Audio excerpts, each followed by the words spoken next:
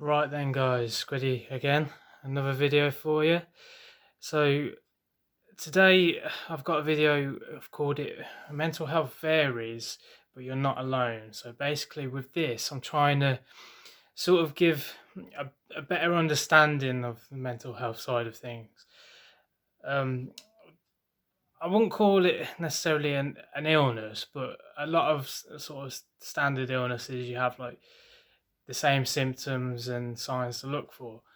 Whereas with things like depression and anxiety, it's one of those where it's hard to tell, it's hard to see these things, and it's until you've gone through things like it yourself, you don't really understand it. So I think like when I was in my teens, I remember seeing it wasn't as widespread as it is now, but when I'd hear about people who've got anxiety, I'd be thinking, well, why can you worry so much? How can you worry so much to make it almost like an illness?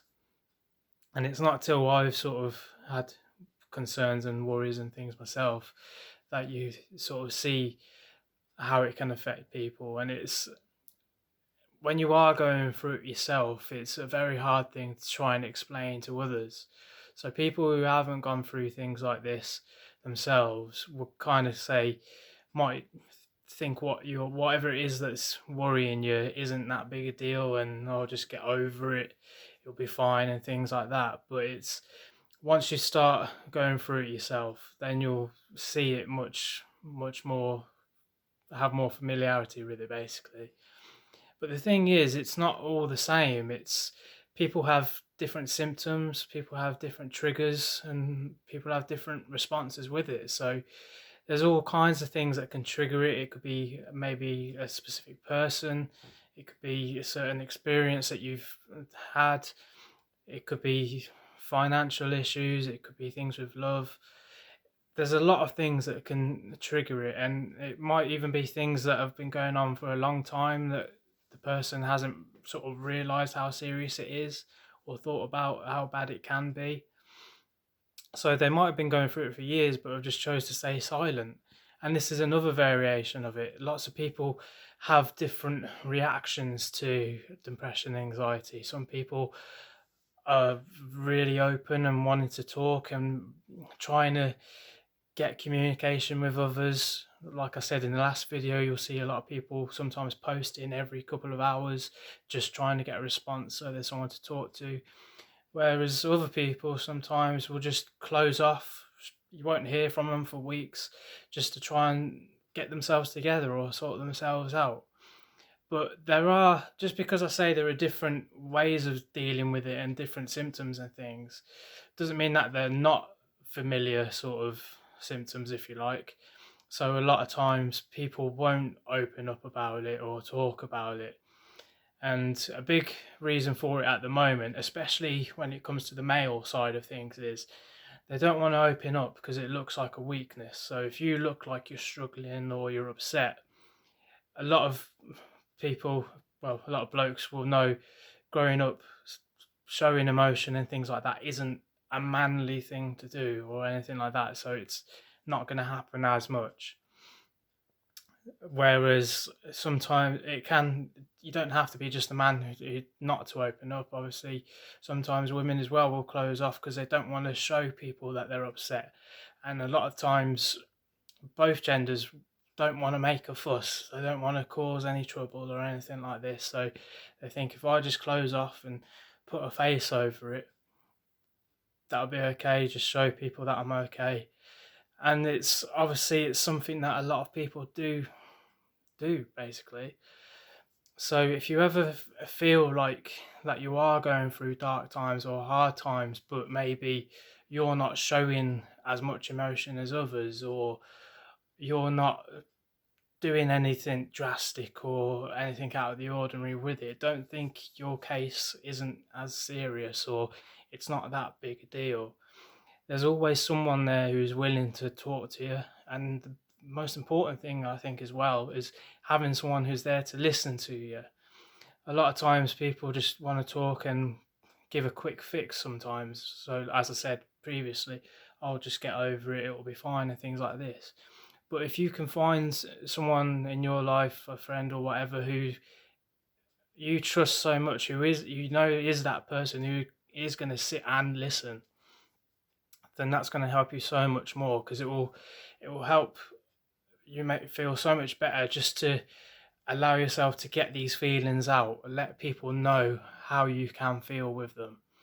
And it's sort of why I tend to do things over videos. So like with these videos, it's a bit different because I'm just trying to help people in general. It's not talking about specific cases and things like that.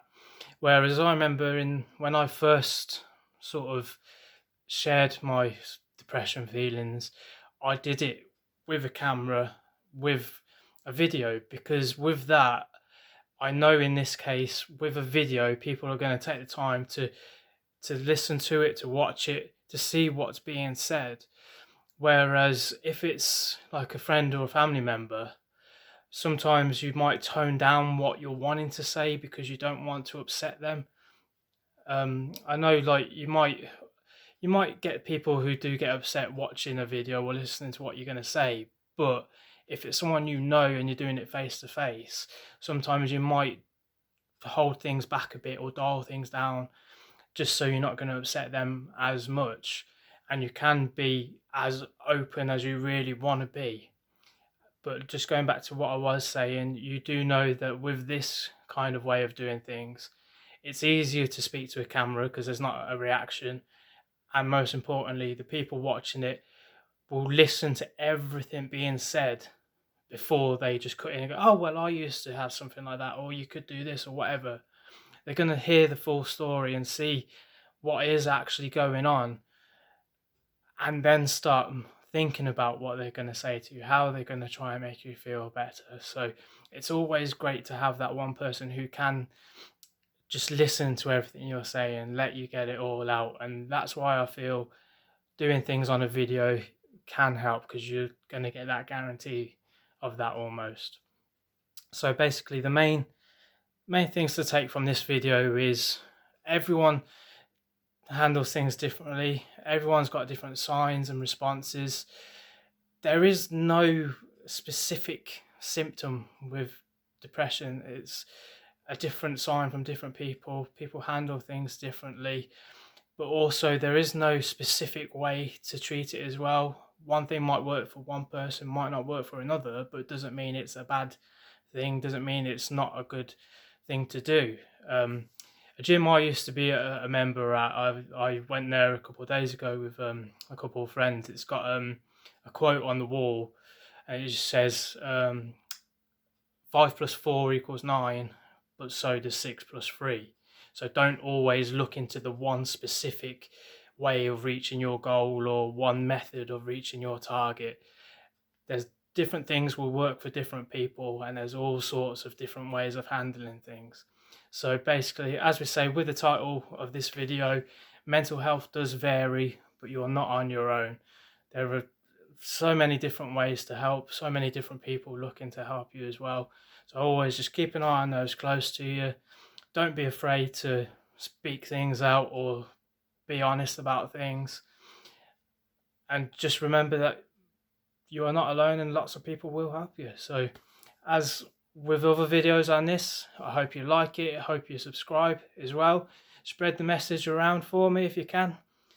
Give me any messages or comments, anything you want to say, anything you want to hear me speak more about in future videos maybe. Look me up on Facebook if you're not with me already, Squiddy Wilkins. And I will see you again, guys. Cheers.